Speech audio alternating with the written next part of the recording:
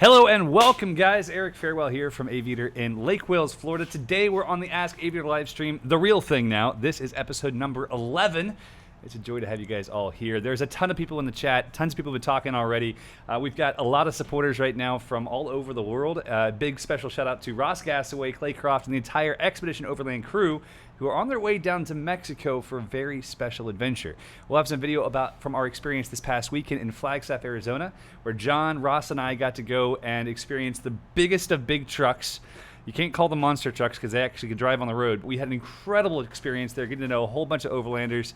Expect to see quite a bit of shenanigans in the near future. So big shout outs to Eric Sheridan. Good to see you, buddy. I'm sorry I'm not at the end of this foot drag, but I didn't feel like going into an inland hurricane, which is what it looked like. Craig Taylor, good to see you as always. Patrick Ryan, Karma PPG.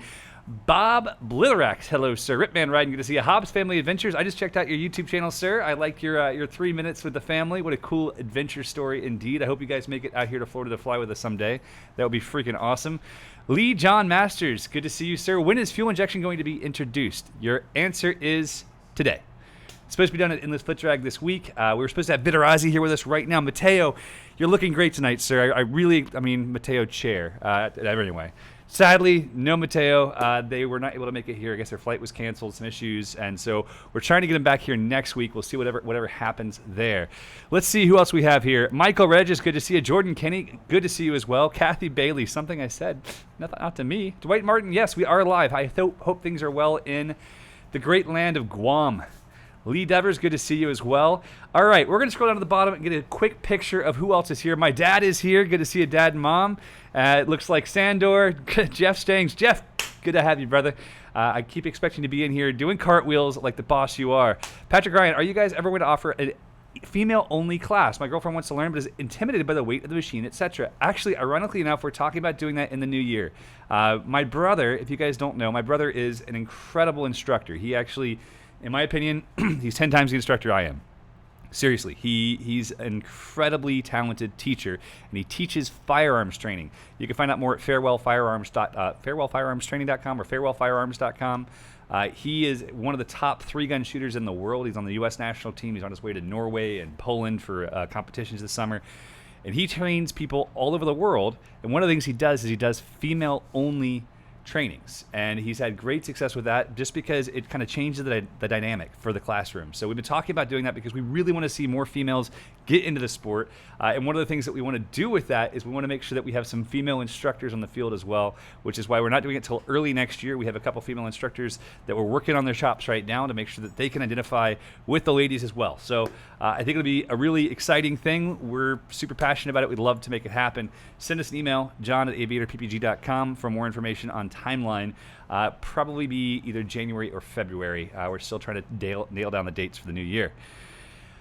I.O. Sully Sammy, can you give a review of the Eclipse Lightweight for wannabe women? Yes, I will. I'll talk more about that. But let me just walk you guys through really quick what today's show is going to look like, because it's going to be a little bit different.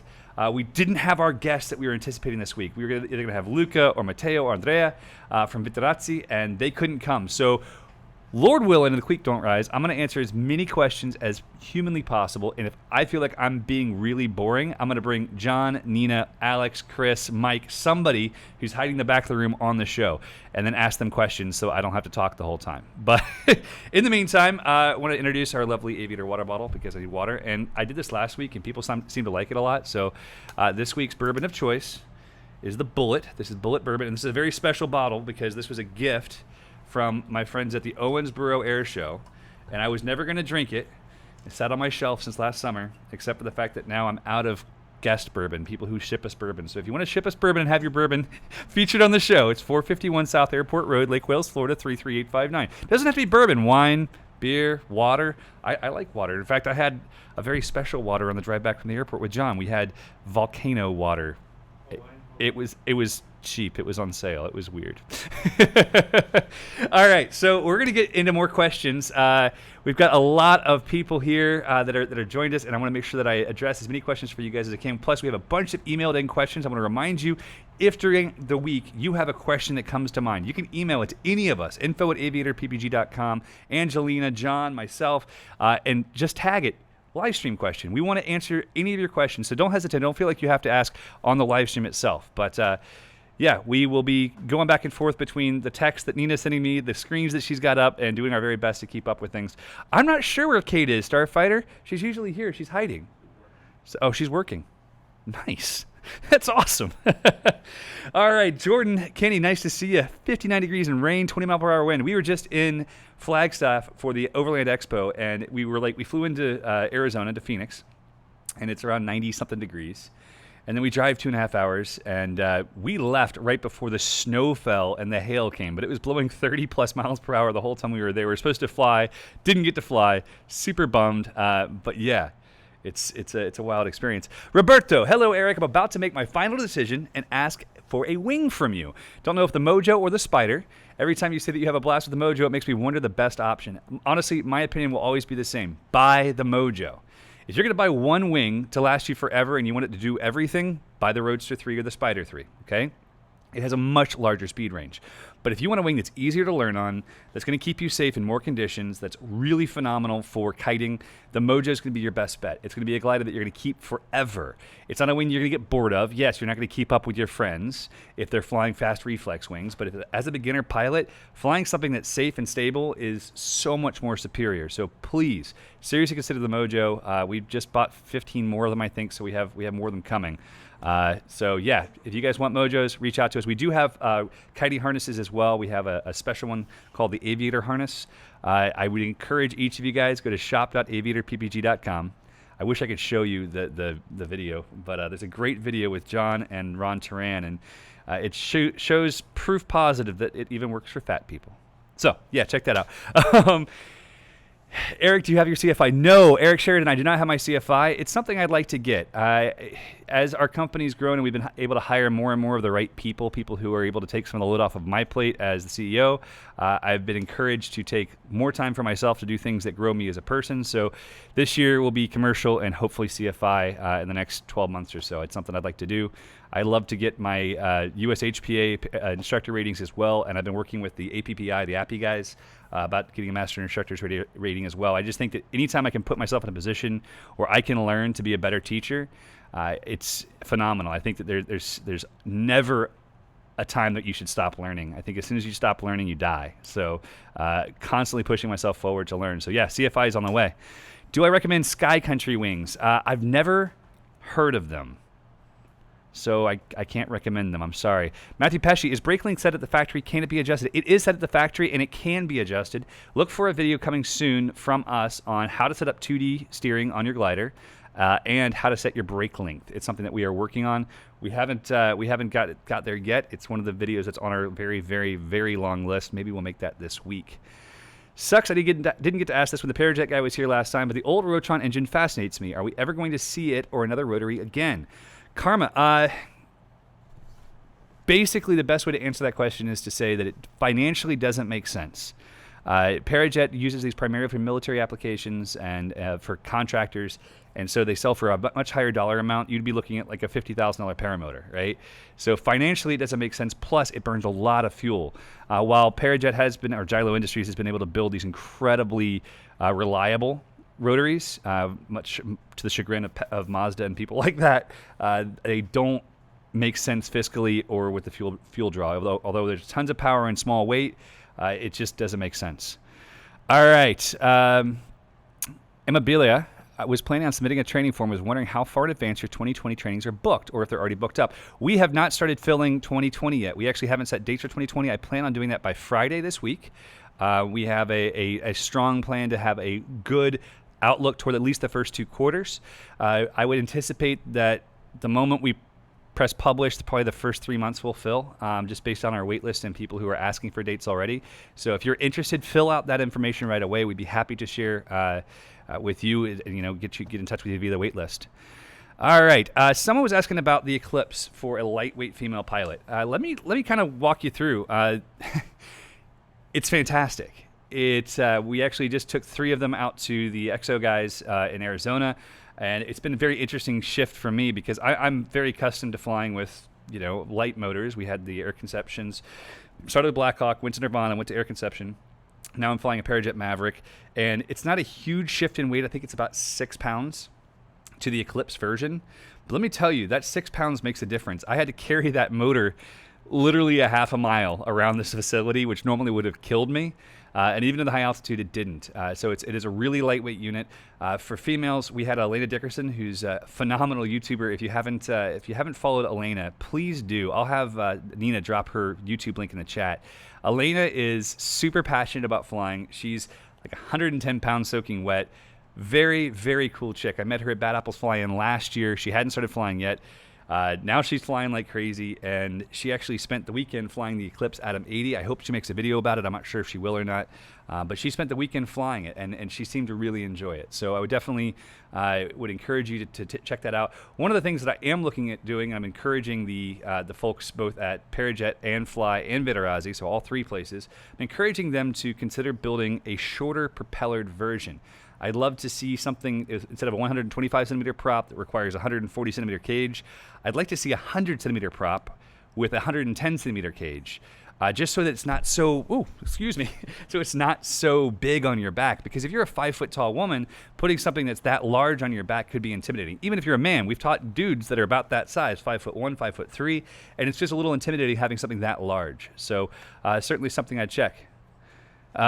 Nina is 5'2", and if you look at our Eclipse video, you can see what it looks like with a standard size prop.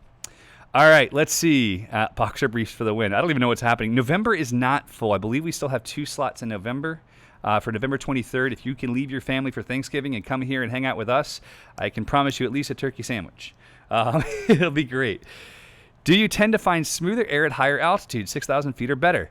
That depends on a lot of things. It depends on if there are inversion layers, if there are issues. Generally, the rule of thumb would be yes, it would be smoother, but oftentimes there are convergences and that kind of thing that could create massive amounts of turbulence at high altitude.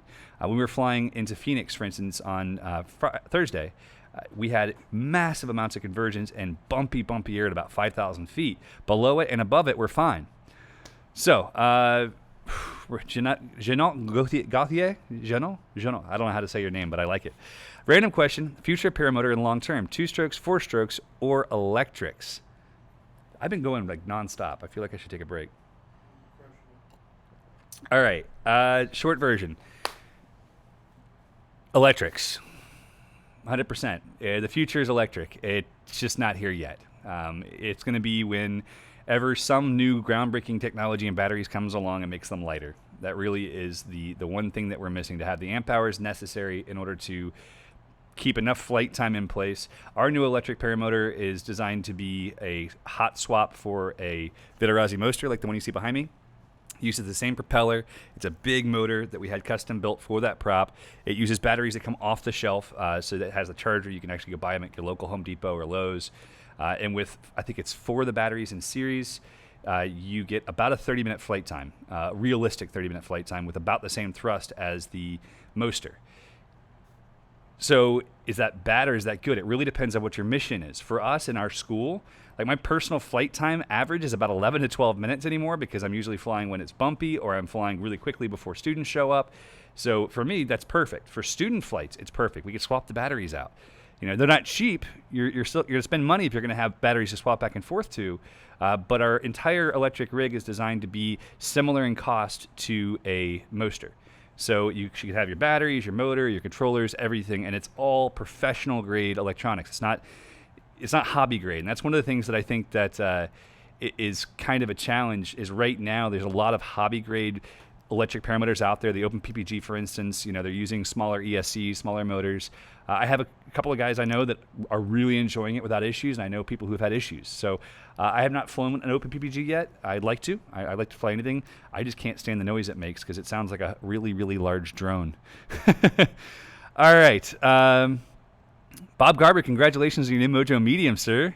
Does Vitarazi make a reduction that would support a prop that's small? Right now they don't, Karma, and that's part of the challenge. It would not necessarily be the reduction that matters as the pitch of the prop. So if you can decrease the size of the prop, you can change the pitch, and that would work as well. But whatever we do with it, we want to make sure we go through Vitarazi, and this is something you'll see from us soon, is some really great in-depth videos from Parajet, Vitarazi, and ourselves talking about some of the design and ways that you can care and feeding of your motor, basically. For instance, the Helix propeller that's on the Atom 80 is completely designed around the engine. So they built this engine and then they worked so hard to get rid of any harmonious imbalance between it, which is why the atom's so quiet and so smooth. So, you want to use a prop that's approved by Viterazzi. How do we feel about training 16-year-olds? How well do they do if you train them? We love it. Got one coming to train next week. My buddy Alan's son will be here. He is 15 or 16, and if you are strong enough and able enough and your parents will sign off, anything 14 and above is fine with us. We've trained younger, but we found that it's more challenging for them to be able to carry the motor and that kind of thing. So, all right. I'm going to ask, let's see, who wants to talk? So it's not just me. Do you want to answer questions? No. Nina says no. Jeez. All right, well, I'll keep talking then. Nobody jumped up. Tropical Onion, what is the weight of the electric setup and what chemistry are the batteries? So they're off-the-shelf batteries. By the way, good to see you, Tropical Onion. I can't wait to fly with you. The weight with batteries ready to fly is, I think it's 57 or 59 pounds, and that's with about 30 minutes of flight time. Thoughts on wind speeds for a pilot with less than 5 hours? How much is too much wind? I know it's a hard question to answer with all the variables. Generally up to 10 miles an hour of steady wind or gust factor, and a gust factor of no more than 6. So say it's 4 gust 9, that would be acceptable. But if it was 2 gust 9, it would be too bumpy. Hi, Nina. Hi. How softly are you right now? I'm not a fan of the camera. There's no camera. You're just talking to me. Do you want some whiskey? I don't like whiskey. She says as she reaches for it. There's wine in the door of the fridge. What? I've got you. So the goal with wind speed is to fly in something that's safe and that's not too turbulent. It also depends on what grade of glider you be flying. If you're flying a more advanced glider, I certainly would encourage you to make safer decisions. All right, Lon Erickson, should I purchase a wing and practice kiting before training? If so, is there someone there to give me some basics? It's a good question. You should answer it. I don't want to answer it. Well, we have the kiting video if you do want to learn how to kite in advance. Which we definitely recommend. Yes, we have a lot of students that actually buy the kiting harness and learn to kite in advance. They use the DVD. But Eric can talk more about this. Our plan is to get past students to help train new students how to kite at your location. Right. So we wanted to do something to shorten the timeline. So right now, if you sign up for training, we tell people to come for 10 to 15 days, and that's just not practical for a lot of people. Like, I couldn't do that. I couldn't take 15 days off of work. I haven't taken 15 days off of work since I started this business in total. You know. Excuse me. So we want to be able to shorten that timeline. Part of the way we're doing that is with our online learning management system, where you can learn the ground school before you come. And the second part of it is the big challenge, which is to create the ambassador program, where our past students can come here and they spend a few days with us learning the fundamentals of instruction, learning how to teach things safely, learning how to teach the same thing they've already learned. And then we'll connect them with local students, which the really exciting part about it for us is that it allows you, if you're like learning to fly right now and you're excited about learning to fly, you want to be a part of the community. You want to be part of and have a flying family right when you first get started. Being connected with an ambassador allows you to automatically know where you can fly, where you shouldn't fly, what fields you can fly from, where the best cross countries are, where you can go land at McDonald's, all those things. So we're excited about it. It's something that we're rolling out this summer. I think it's going to be really good. I really do. Me too. I'm very excited for it. And I know a lot of people are waiting for it, and we're trying really hard to get it set up. And so just ask us if you guys need some help on where to kite or how to kite. Just shoot us an email, and we'll see if we can find somebody in your area that can help you guys. Well, and too, for all the students who are watching right now, I just saw Andre Gamillion, our little green giant. He said, sign me up. Email us. Email Chris at aviatorppg.com. Chris will set you up. He'll get you signed up. We're going to do a 2-day how to teach training seminar, and that will be probably in June or July. So definitely check that out. Can you safely fit a 130cm prop on a Maverick? You can. It's not recommended, although I don't see why. I've had no issues with the 130, so consider it. It's really up to you. Max Emmer, how long till you start selling the electric PPG setup? Yes, we will sell the power plant only to those who have a frame that takes a motor. The only challenge is our battery tray system is currently based off of the Eclipse and the Maverick. So we're building a battery tray system that you can plug and play the batteries, and it's supposed to be all pretty in carbon fiber when it's done, and I'm really excited.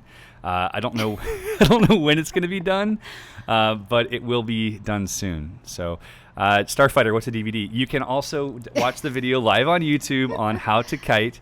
It's free on YouTube. It is free, but please make a donation to Resurgence if you liked it. We spent a ton of money on how to on filming this video, and we plan on selling it, and then the whole community backlash at us super hardcore. And so we said, you know what, screw it, let's just give it away and have them donate to Resurgence. So anything we can do to support Resurgence is always a big part of what we try to do. So let's see, any other questions? Flights with trikes, do you train? Yes, we do. Our December 7th class. December 7th class is a trike training class. We still have a few slots left in that. So if you would like... We actually only have one slot One left slot? in the class. Okay. Yep. So we have one slot left for December. If you'd like to come, drop us a line. Jordan Kinney, Future Paramotors here. Generally speaking, do you recommend different wings for those of us who live and fly and kite in high wind areas? I will likely be spending the majority of my flight areas in the prairies of South Dakota and Minnesota. Whew. Yeah. So, man... If you're in an area that has high wind, buy a speed wing. I mean, really, I call the trike the ultimate accessory, and I call the speed wing the second, because then you can have a much larger area and ability to kite when it's blowing 15, 20, and not get drug around, because it gets really scary when you're getting drug across the ground. That's very true. I hear that that's a terrible situation. You'd never do that. I would not. But I will say, if you're looking for new wings, Ozone, on all of their wing pages, on the bottom of the page, it tells you exactly which wing size you need to order. That was a question above. It's the chart that we use. If you call us, if you call me, if you call Mary, if you call John, we are looking at those charts. Please do not order a wing smaller than what it suggests. It's very dangerous. Yeah, not only is it dangerous, but it makes you a test pilot. These wings are certified in certain configurations at certain weights. And if you're an expert level pilot, which I would not consider myself, I will always consider myself to be an advanced pilot, not an expert, because I always have more to learn. And the reality is that if you are pushing yourself that level, you probably don't want to do that. Don't unless you're an expert pilot that really is. I mean, if you're the guy like Alex Mateos who can go out and untie every line, shorten them up 3 millimeters each, and notice the difference, cool. Buy a wing that's not certified for your weight range. If you're not that guy, don't do it. So yes, very true. Max Emmer says, thanks for answering. I have an open PPG, and I'm disappointed by the cheap components of this electrical system. I've blown 2 ESCs already. That's what I have heard as well. It was ESCs are the issue. That's why we went the other direction, went overbuilt like crazy. We haven't blown any ESCs yet, so that's a good sign, but we don't have that many hours on it yet either. Dreeklock wants to know the price of the EFI. All right, so EFI is available right now. The way it's going to work is a little bit different. Because each unit has to be fabricated for your frame, this actually is EFI behind me. You have the battery, you have the computer modules, the fuel pumps, everything's in place. And so like on the Fly Products Rider with the dual start, everything has a bracket that fits beautifully. We have our generator up here, everything's in place. If you have a Scout, for instance, we don't have it pre-built for the Scout, so we have to assemble it to your motor. So the way it's going to work is you're going to send it to one of our it'll be an authorized service center, basically, that's able to assemble and build for you the EFI. We don't have hard and fast pricing if you have a unit that we haven't tested it on yet. So like if you had a Power to Fly or a Pluma, we haven't done anything with those. So we don't want to promise that it's going to be X price. The price of the EFI installed on one of the frames we've already installed it on, which is any of the Fly Products frames, is $1,500. So $1,500. That's installed. Now you have to ship the motor to us and we'll ship it back to you, or you can hand deliver it to one of our service centers. We're going to have, basically I think the alliance partners will be first, and then we're working with Parajet and Fly Products about installing them at the factories. But that's it. It's out the door. You can expect a significant amount of better fuel economy. You can expect significantly better runtime. We've seen a much smoother power band. A lot of other things. We'd like to have made it cheaper. We were only able to get the price down. The initial price was like $2,200, and then we were able to get the price down by buying a ridiculously large quantity of parts. We have the components necessary, all the brackets and everything, all the stuff that we had designed by our engineer. We have, I think, 100 of them. So I think we have 95 left after our test bed. So we have the volume to be able to get the price down some, because the initial component cost was more than what we were going to sell it for. So Yes. yeah, so I think that'll be exciting. There's a lot of people who've been asking about it. I don't think this is the solution for everyone. I think there's a lot of people who, there's guys like Woody's Gamertag, and Woody wants to have the latest and greatest of everything. But like, I'm not putting EFI on my personal unit just because I don't do long cross countries. It doesn't really make sense for me. I don't want the extra weight. But for the guys who do long cross countries, the guys who really are pushing things like that, then yes, it's definitely an option. So that's the exciting news. You're supposed to hear about an endless foot drag. Woohoo! Now you know. Ta-da! I actually have a beautiful EFI poster that was supposed to go to endless foot drag, and it didn't. Oh, we should have put it up. We should hang it up behind this and make it really Yeah. cool looking. It was pretty. Eric made it himself. It was pretty. I misspelled a word. Somehow it slipped by like 7 of us. It says electronic full injection instead of fuel injection, but we won't talk about it. That's why we hired John Hancock to do those things now. Yeah, John's pretty great at that, except for he missed the spelling too. So I'm really sad not to be at Endless Foot Drag. I was really excited to be able to share that experience with everybody. I've never been to this location. I did Endless Foot Drag back when it was in Arkansas, and it was freaking amazing. My brother and I went. We flew out. We rented a car. Totally jumped a Toyota Avalon over railroad tracks on the way there. That's safe. That was exciting. All right, we have other questions to answer. If anybody has any questions on the EFI, by the way, I expect that we'll have the designer down here soon to be able to go through in detail exactly what you can expect from it, because he's really, really brilliant and helps us build a lot of stuff, and I want him to share more info. Oscar Haynes, have you ever flown a Hadron XX, and what are your thoughts? I have flown the Hadron XX. It's I had extremely high hopes for it. The original Hadron was, at the time it was released, it was my favorite wing.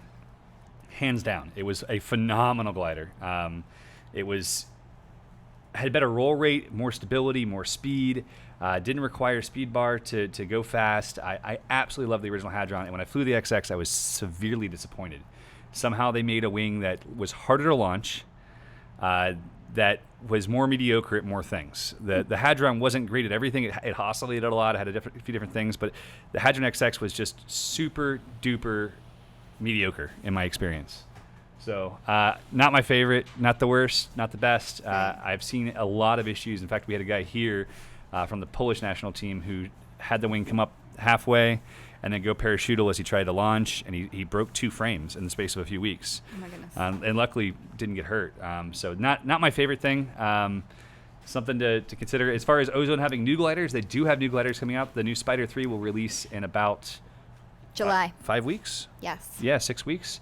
And we actually just ordered a ton of them. So if you want a Spider 3 and you want to get your pre-order in now, we have one in every color and every size.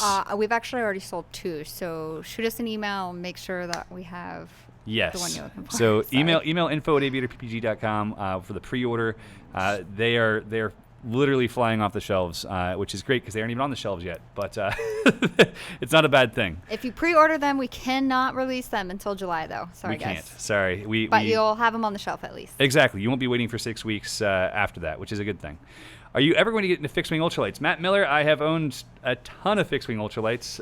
They're awesome. That's what I started with in high school. So totally good stuff. What's the cost of the pre-training video course? We don't have a price on the pre-training video course. If you talk about the LMS, it will be included in training. So it'll be something that's a value add that it will include to be able to help people carry on. Why doesn't the paramotor come with a tachometer from the factory? All right, Nina, do you know? I don't know, but one of them does. Which one? The Eclipse does. It does. It's a super value add bonus It of is. $30. Yep. It's exciting. You're welcome. You're welcome. It's actually funny because people are like, "Oh, I need a tachometer." I'm like, "All right, it's $30." They're like, $30. I'm like, "Yeah, we pay $29 for them on Amazon, and we sell them for $30, and we install it." So yeah, I don't know why they don't include them from the factory. But yeah, let's see. Dreeklock says, "I plan on buying a Maverick within the next month. I hope you can just install EFI before it gets shipped to me." We can do that, Drake. If it's something you would like us to do, we certainly can make that happen for you. feel free to email us and we'll make that happen. Mitchell Thrower, what is the biggest cause of death in this sport? My friend, it's the last thing you'd expect. Do you know what it is? Pilot error? No, actually it's not. It's water. Oh. Which Well, is that probably makes also sense. pilot error. Yeah. Which is why, and I'm actually going to grab one of these. I'm going to tell a story. I'm going to grab one of these really quick. Will you grab one for me, Alex? Thank you. So many of you guys know about my brother and I. My brother came to work with me when he was 18 years old. Sadly, passed away last year at 22. Amazing guy, amazing friend of mine. And we were at my grandparents' airfield a few years ago, and another instructor was there. And he had a past student who he had put on a advanced level glider after 7 flights. The guy hadn't flown in quite some time, and he had never been taught about torque twist or riser twist, which is something that can happen, particularly if you are in a position where you're flying a high-power motor. And he was flying a high-power motor, very small wing, very aggressive. And as he took off, he wanted to fly this way, and the power was turning him to the right. And so he kept pulling more and more left brake until he stalled and spun the wing. And basically what happened in the stall is that because this is such a sporty wing, it stopped, spun, and went into a sat. And I still, to this day, don't know how he didn't hit the ground. He was about 200 yards from a lake, and he had opted not to put his flotation on. He said, well, I'm not going to fly over water. So that's a common line I hear a lot. I'm not going to fly over water. Yeah, you are. Thank God this guy did. He went into the sat going straight down and somehow ended up 200 yards away. Still say it's God, great spirit, whatever you want to call it. There's no other logical explanation. My brother and I saw it begin to happen, and his instructor was on the radio with him yelling, reduce power, hands up, hands up. And the guy couldn't hear him or whatever, and he went into the water. And my brother James was to him. He was about 50 yards ahead of me by the time we got to the water. And he'd been in the water for about 30 seconds at most. And he had gotten out of all of the straps. He had 5 straps. They were still connected, but he somehow got out of all of them. Wow. And then he'd given up. He got tied up in the lines. His helmet had spun around on his face. He got tied up in the lines, and he just gave up. He was face down. He was ready to die after 30 seconds of struggling in the water. And my brother got to him, and he starts punching my brother. That fight or flight response, he started punching my brother. And so we got him, we pulled him out of the water, and we calmed him down. And he ended up having just a broken orbital bone and a partially collapsed lung, and he survived. A 200-plus foot fall. Wow. And what it taught me is that, A, I'll never fly without flotation anywhere near water. I try not to ever fly without flotation, period, even if I think I'm not going to go near water. And recently I was flying, and I looked down and I realized that someone had taken the flotation off my unit. I was like, oh my God. I went back and landed and put flotation back on. And the best one I've found is the Power Float To Be Sure, because there's 2 of them. Yes. So redundancy is key, right? If you 1 is none and 2 is 1, right? So these are fantastic. They're not the cheapest thing. It's $340, but I can tell you right now, as having pulled a guy out of the water and seen his face and seen his family's face afterwards, I'll never fly without one. And I encourage every student. I have students who are out in Arizona and they're in Nevada, and they're like, I'm not going to fly over water. I'm like, trust me, you're going to find water because water's cool. Yeah. So please buy one. It's almost like you're drawn to it when you're up in the air. You're Oh, like, 100%. Ooh, pretty. Yeah, no, 100%. It's like, oh, that looks really cool. So definitely a huge thing I'd recommend, guys, is the flotation's huge. Obviously, the number 1 killer in the sport being water. There's a reason for it. It's because we're drawn to it. Please invest the funds. If you can't personally invest the funds and you are flying paramotors, stop buying coffee. Stop buying alcohol. Stop. Don't drive somewhere for a couple of days. It's not going to take that long to pay for. So we recommend all the safe. There's quite a few safety accessories that we try to sell with every new unit, and the Power Float is one of them. The Reserve is another one. Just always better to be safe than sorry, I think. Well, and that's the thing is, like, if you're getting into the sport, you're not. We tell people it's going to cost them $15,000, right? Now you can do it cheaper. You can go and get a cheap instructor somewhere. You can go buy used equipment on eBay. You may or may not have a good experience. But if you're getting into the sport, the cheapest way, you're probably going to spend $5,000, right? Right. And so if you spend $5,000 and you have the cheapest possible way of getting the sport, that's still $5,000 freaking dollars. That's a lot of money for anybody. The reality is, $340 that saves your life is so worth it. And I'm almost of the opinion that it's like, people are like, well, I can't afford to have kids, so they wait. Well, if you can't afford to save your own life, maybe wait to fly. Yeah. Like, it sounds bad, but it's Yeah. kind of, I've had people tell me, oh, I have to finance the training, I have to finance this. I'm like, I totally get the desperate passion and the desire to do this. And we talked about it a few podcasts ago, but if you really believe you can do it, you really believe in this being something that's going to change your life and fulfill you, put in the extra time, get the extra job, start flipping stuff on Amazon, whatever you have to do to be able to make a little extra money to do it right and do it a way that's safe, it's worth it. Yeah. And you always think, well, that's not going to happen to me, but if it did happen to you, the $340 is... Yeah. Well, it's like a reserve. I mean, reserve pay anything for it. $850, right? And I'm here to tell you, I made the mistake, a very costly mistake, and I could share pictures. I was doing a flight that I did every single day with Kyle and our Paradigm team, and we would go up and we call it a candy cane. We'd go up and make a big donut in the sky with smoke, the two of us, and then he cut across one way, I cut across the other, and he's going to a sat, smoke on. So he's going this way, and I'm going around him in a deep spiral, and he came across, and he started the sat earlier than I anticipated, so I had to fly across his wake. Now I was flying a brand new motor. I had it for 2 days, and I was waiting for the new reserves to come in because I went from the Angel 140 round to the 140 square, and I was like, I want the lighter one. So I hadn't put a brand new 140 round in. I was going to wait for my square to show up. Same flight I've done every day. I'm not even doing hard acro. I'm just doing a deep spiral around my buddy, right? Cross his wake, boom, 100% collapse, 100% collapse, 100% collapse, 3 cascading collapses, and I came down from like 900 feet to about 300 before I got it reopened, and yeah. I landed shaking a little bit, and I kicked myself because one of the things we talk about in safety class is the fact that anytime things start to feel comfortable, they start to feel easy, that's when you should take a huge step back and check yourself, because that's when you're about to get hurt. Yeah. So we basically took a step back. I didn't fly again for a couple of days. I had a conversation, or didn't fly acro for a couple of days. I had a long conversation with the entire team. I said, listen, like, I'm pushing it, and I'm a really conservative guy. I didn't realize I was pushing it, but I put myself in a position where I could have gotten hurt because I didn't even have a reserve. If I had a reserve, I would have thrown it, like 100%. 100% would have thrown it. So yeah, I OODA looped out, Eric. That's exactly right, and that's a big deal.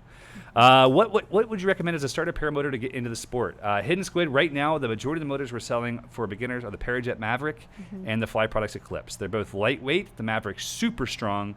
We have yet to see a damaged Eclipse frame, though. Also very strong. True. So we train on the Mavericks, though. Yeah, we train on the Mavericks primarily. After you get some flights and we see that you're consistent, we switch you to the Eclipse if you desire. And the Rider as well. We have a lot of students buying the Rider after they finish training because they want to be able to put it on a trike, which has been a nice addition.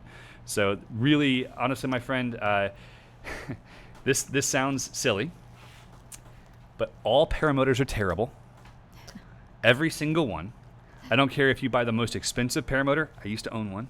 Actually, I've owned quite a few of the most expensive paramotors on the market. Or the cheapest. I've owned a few of those too.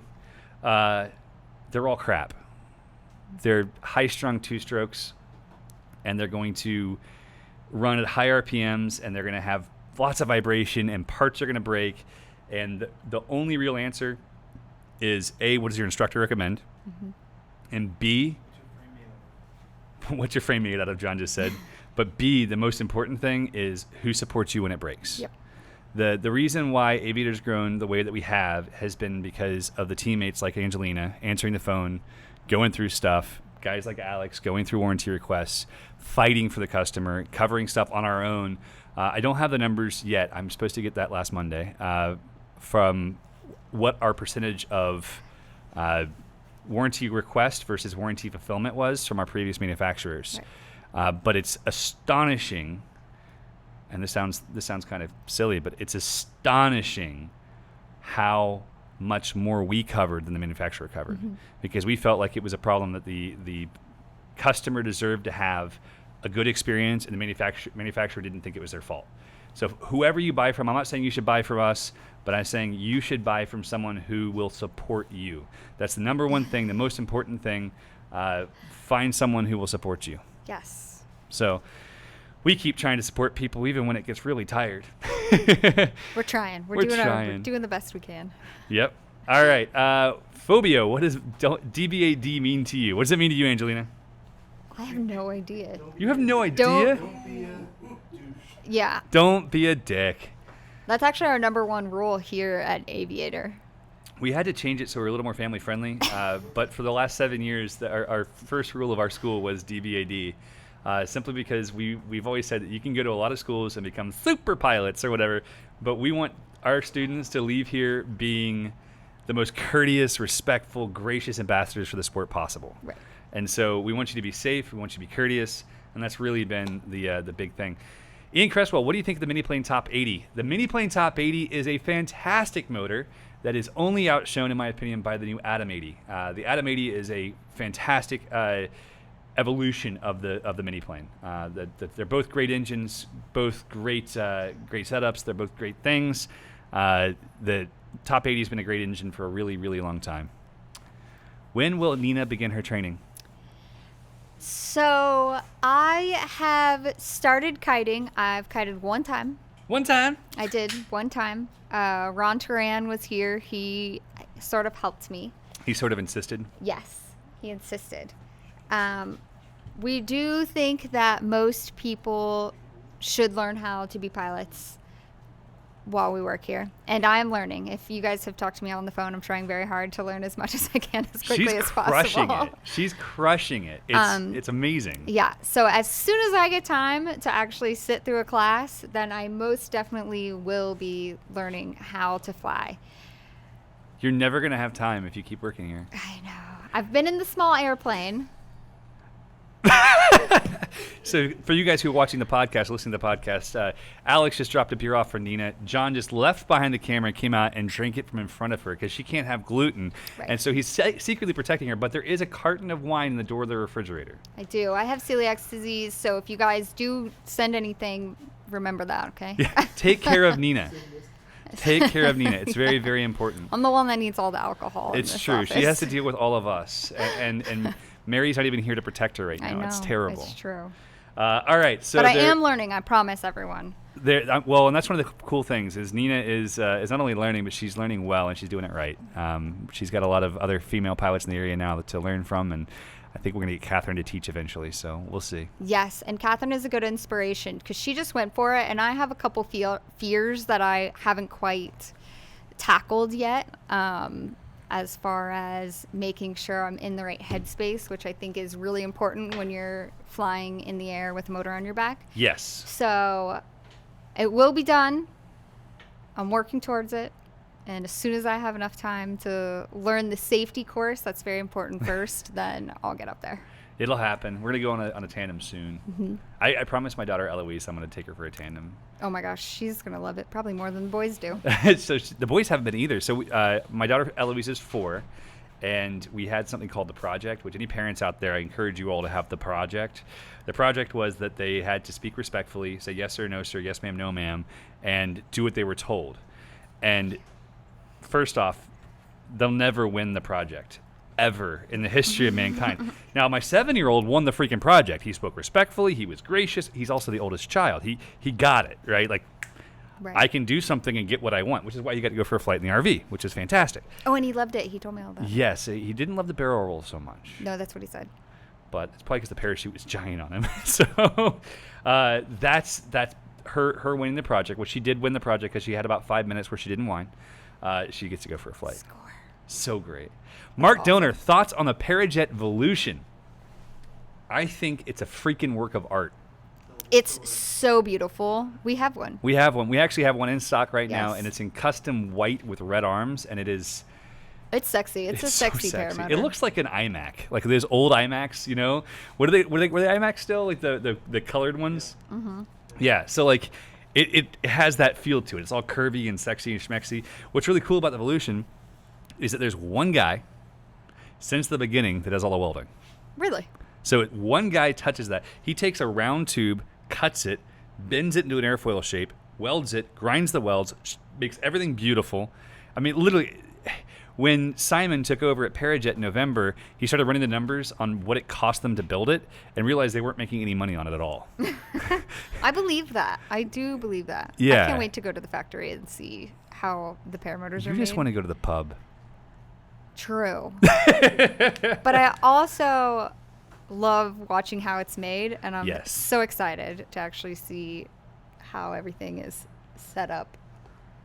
But the Yeah? Volution, sexy. You should get one. Mark Dillner. So, what story am I talking about Arizona? Oh, yes! I have a story about evolution. Have you heard this story? No. Okay, so Sunday, John and I are driving from Flagstaff to Phoenix. And by the way, if you go to Overland Expo and you stand up for like 12 to 16 hours a day, all day, you end up super tired.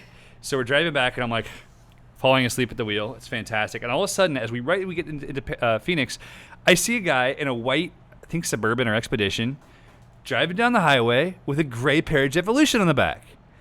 And I was Really? like, WTF, mate. So I floor it, and that Jeep Compass goes from 70 to 72 miles an hour in the next 8 minutes. It's like, and we had this like just really rally racing moment. Then I realized he's getting off the next exit, so I really have to catch up. So I get up to him, and you do what you always do. You look at the guy, and you start driving toward him. He didn't notice me, so I like finally No. hit the horn, and nothing happens. And I hit the horn harder, and he's like, meep. I get his attention. He looks over at me, and I was like, "Hey, man, good job, nice to see you." And he looks at me. He's like, and then I guess he realized who we were. He probably recognized John from all the live stream pre-shows because like John's in the right seat, and he starts losing his crap, man. He's like, So "Hey!" It was so cool. I don't know if he actually recognized us or he just thought we were cool for loving his paramotor, but it was like one of the happiest paramotor moments I've had in at least 10 minutes. That's awesome. So were there a lot of people at the expo that knew what paramotoring was? There actually were. So Tom Bird, who's on the Paramotor podcast with Anthony Vella a lot, he came out from El Paso. He happens to be an Overlander as well, and he is an old Tacoma, I think it was. And he's super cool dude. So he hung out with us for a while. There's several other paramotor pilots there, a ton of people who'd seen it and wanted to try it. So that was really fun to kind of get to know what their community is all about, because they're all about going places and doing things that you can't normally do, Yeah. which is kind of what we're about too. So that was really cool. Dan Edmonds, do you offer financing on gear after training? I want to sign up for the 2020 classes. We do offer financing. We have two options for you guys. You can finance the gear after the fact. You just cannot finance the actual training. And that's just because we want you guys to. We want people who be invested, who can afford it. We don't want to create. And this sounds like we're a police state, but quite frankly, we don't believe in big debt. We don't believe in people doing things that aren't healthy for them. And if you come to training and you financed everything, you put it all on a credit card, you're freaking out about the money, you're not going to train well. You're not going to have a great experience. So we'd rather you get that extra job, do the extra thing, and then do it just to make things better. Yeah, and if you have any price questions in advance, just email us. That's why we're here. We'll walk you through everything. We get a lot of students who email us way in advance who ask about pricing and financing. Oh, yeah. And we encourage that, so that way when you get here, you're not shocked by anything. We'll tell you exactly how the training process is and what you'll do in every day and what you'll need to bring. And we're pretty friendly here, so we'll tell you whatever you want to know. Nina's pretty friendly. I'm pretty mean. True. That's why he doesn't talk to anybody anymore. That's not true. I talked to like 10 people today. Roberto, color of Mojos in stock for 215 pounder. We have, I think, every color of the Mojo on its way to us. It's not in stock. We sadly sold out of Mojos. June 17th. They will be leaving the factory June 17th. So we have a whole bunch on their way. Right now, Ozone's backed up. It's the season, guys. So if you want a wing, reserve it now. Get things ordered because things are taking time right now. Speaking of time to take class, what's the typical length of training? Do I need to take a few weeks off of work? How about now versus later?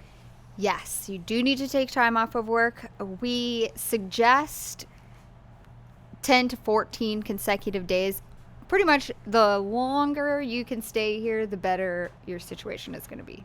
Kind of, because it's we really mainly say that because of bad weather, right? Right, exactly. So what we're trying to do now is A, we're trying to control the weather, which is not working out for us so far, and B, we're trying to shorten the ground school so it's done beforehand. So the ideal goal would be leave work Friday, come to school Saturday morning 9 o'clock, right? Leave the next Sunday. So come for 8-9 days. That's the goal. And when does that start?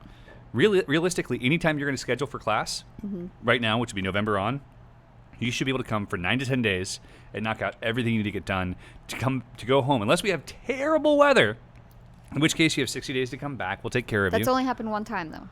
Actually, yeah, it's only one time. We had Yeah. terrible weather for 18 Yep. straight days. That did happen. That was about, what, 5-6 years ago? Mm-hmm. Yeah, that was bad. Most people leave on day 9, I would say, or 10. Yeah, day 8, day 9. Yeah. So if Yeah. you take 5 days off of work, usually that should work for you. That's the goal. James Dunn, what do you like better, acro in the RV6 or acro in the paramotor? I should probably tell the whole story. So I grew up flying aerobatics in airplanes. And when I got into flying paramotors, I thought I would never do aerobatics because I have airplanes for that. And why the heck would I do something like that? Because that looks terrifying. Fast forward a year and 500 plus hours of flight time, I started doing acro on paramotors, and I found out that it was incredible. And every maneuver feels like a lumshavak, and it's just absolutely hype-tastic and amazing. Hype-tastic. Feels like a what? It feels like you're in a swing set. A lumshavak. So lumshavak is a tumbling maneuver in an airplane.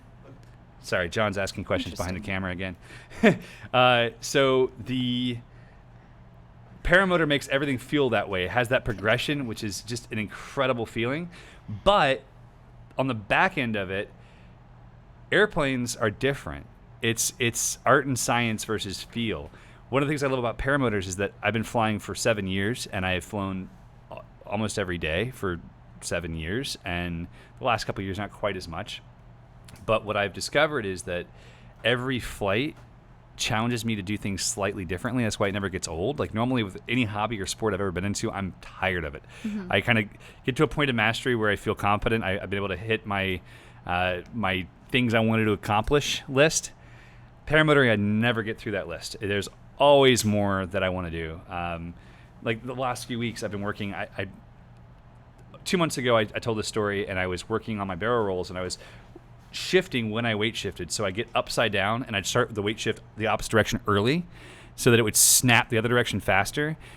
We're talking 3 milliseconds sooner than I had before. And now I'm waiting longer on the brakes and actually slapping both brakes out fully, stopping the roll, and then kicking the roll the other direction. Instead of having it be roll to roll, it was roll, stop, roll, stop.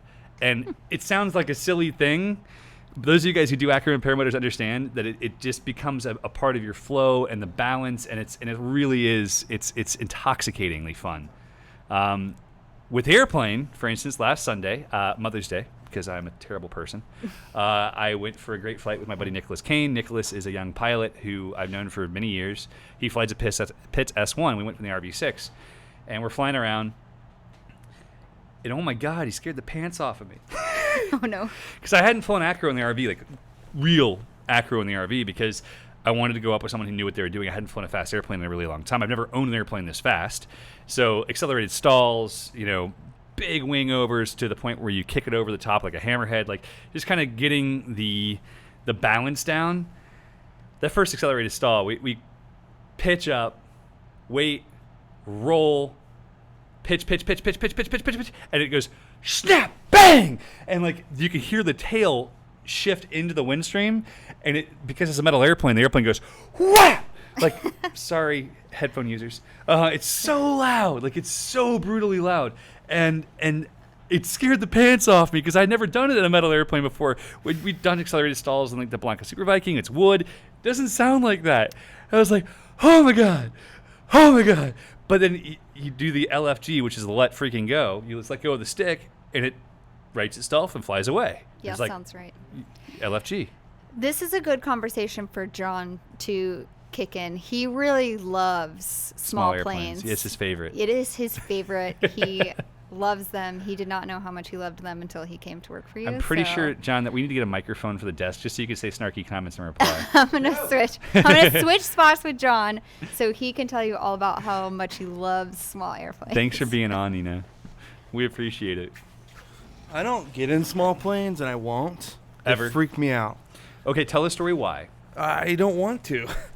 I feel like it's a valuable story. All right, hold on. Let me get my beer. You can start it out. All right, so John used to work in a little town called Irvine, California. And he worked as the marketing director for a very small company that paid him way less money than he makes here. I'll take over from here. Thank I'm you. just kidding. John is so overqualified for his job. Like all of our employees, he's incredible. I'm still trying to figure it out. So I actually, this is the same, this is the reason I gave you why I didn't want to ride with you to Tampa.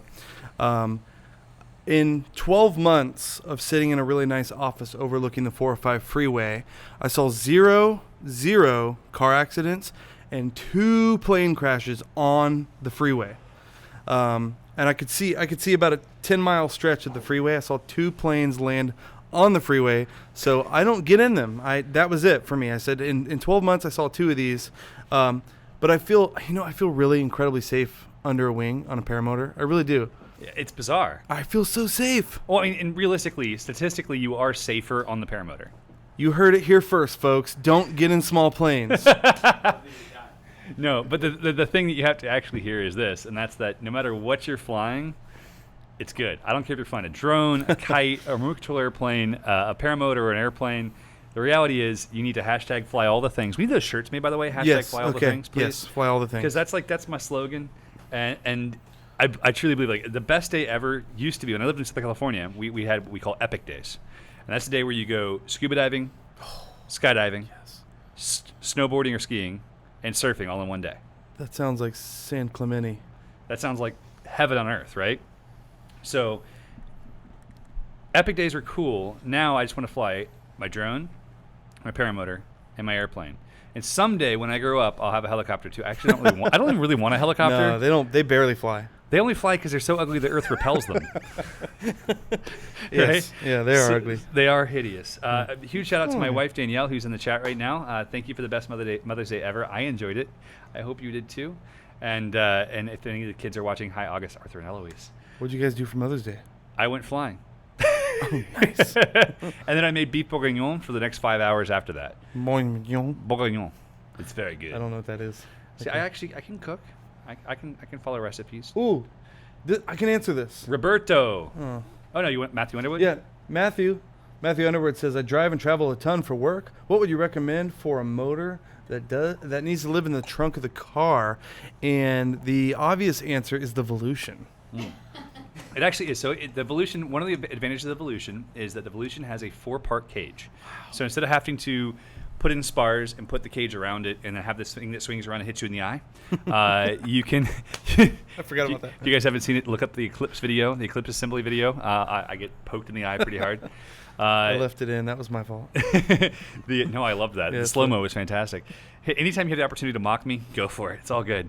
The Volution has a 4-part cage system, which is really nice if you're going to be assembling it a ton. That said, it's really easy to assemble any motor. It really depends on what your mission is. If you want to have a motor that's super strong and a little bit heavier, Volution is a great choice. If you want to have a motor that's really light, the Maverick is easy to assemble as well. I think I did it in 7 minutes on the video. Yeah, and can I just point out, we have, as far as the Volution goes, you already touched on the fact that it's a work of art. Mm-hmm. I'd like to mention we only have one. We have one left. It's true. So Matthew, and who knows if we're going to order more or not. I would just go ahead and grab that one now. The marketing guy has spoken. We literally do have one more, and it is a work of art. You can look it up. It's white with the red arms. Oh my gosh, so nice. It is. It's so nice. Ridiculously nice color. It really is. So honestly, there's lots of options out there. It depends on what your mission is. If you're going to be assembling it every day, something with quarter panels might be a good idea. We have a student who trained at Lone Star.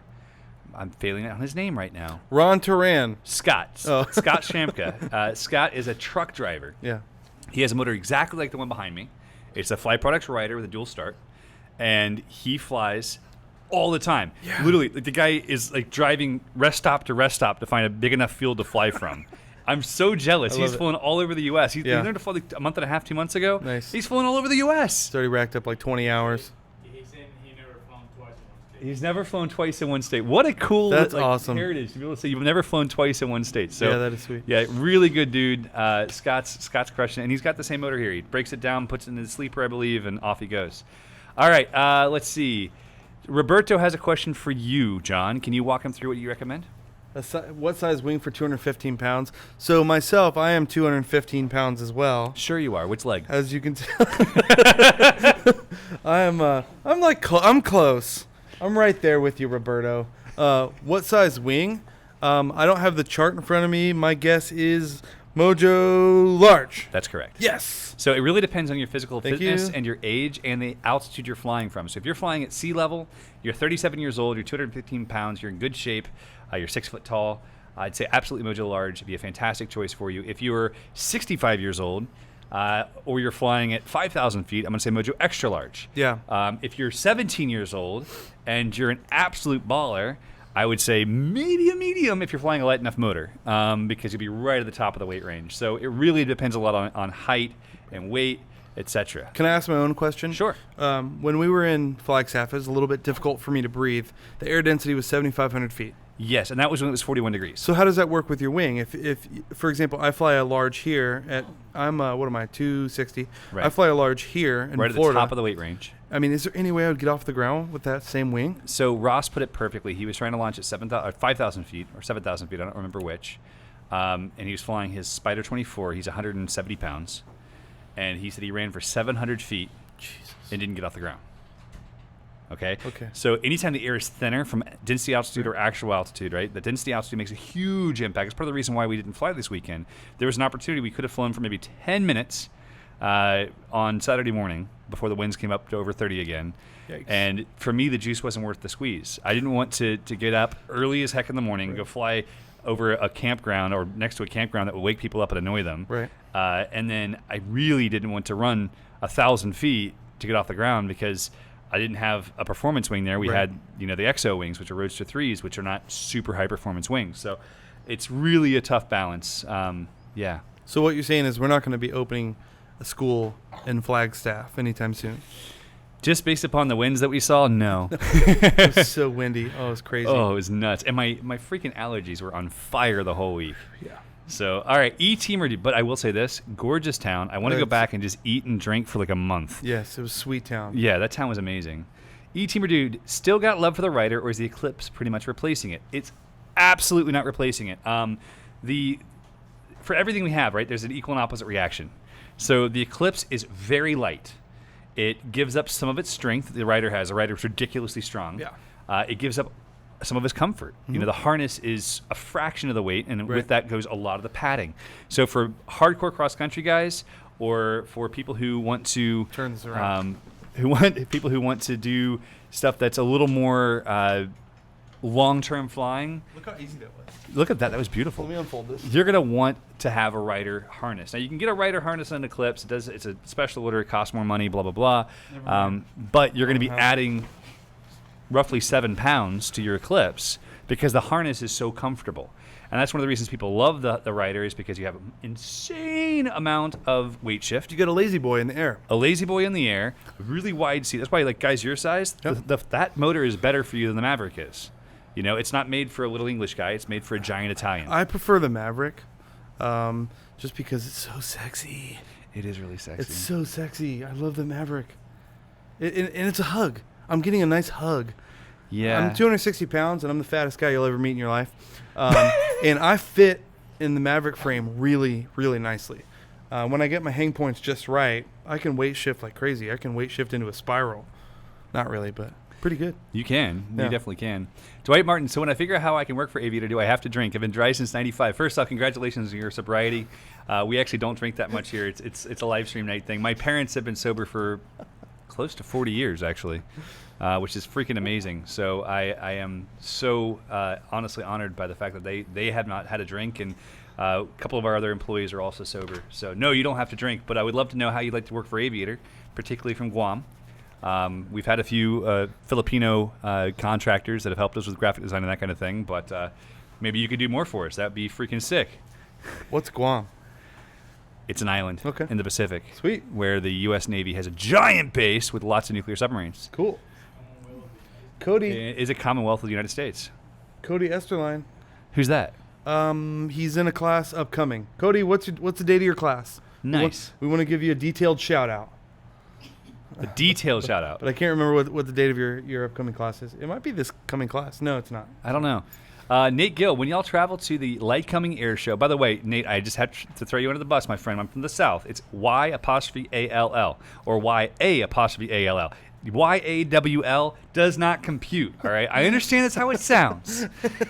But if I can put my country on, I'm from Florida. Yeah. But I can do the country thing. You know? It's y'all. Now if It's y'all y'all. want to do something good, what you got to do is you got to clip all your D's and S's, and make sure everything just kind of slurs together. All right? Because we're going to go out there and do some hog hunting, and it's going to be good. All right. Are we going to stop anywhere on the way to the Lycoming Air Show? I am certain there will be at least one stop en route to Lycoming. We're not sure yet if we're going to be driving to Lycoming or not, because we're going to Oshkosh the month before. We might be dropping our trailer and everything off with one of our friends in Ohio, flying home and then flying back to Ohio. We're not sure the details yet, but I'm certain there could be some flying done.